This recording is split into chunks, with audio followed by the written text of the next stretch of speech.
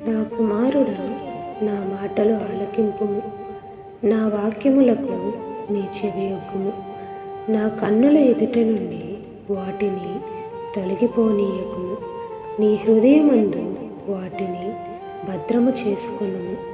దొరికిన వారికి అవి జీవమును, వారి సర్వ శరీరమునకు ఆరోగ్యమును ఇచ్చును. నీ హృదయములో నుండి జీవధారలు బయలుదేరును.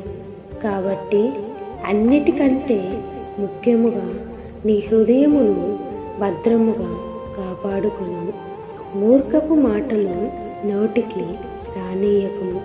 పెదవుల నుండి కుటిలమైన మాటలు రానీయకుము. నీ కన్నులు ఇటు అటు చూడక సరిగాను, నీ కనురెప్పలు నీ ముందర సూటిగాను చూడవలెను. నీవు నడుచు మార్గమును సరళము చేయుము. అప్పుడు నీ మార్గములన్నీ స్థిరములగును. నీవు కుడి తట్టుకైనను ఎడమ తట్టుకైనను తిరగకుము. నీ పాదములను కీడునకు దూరముగా తొలగించుకొనుము.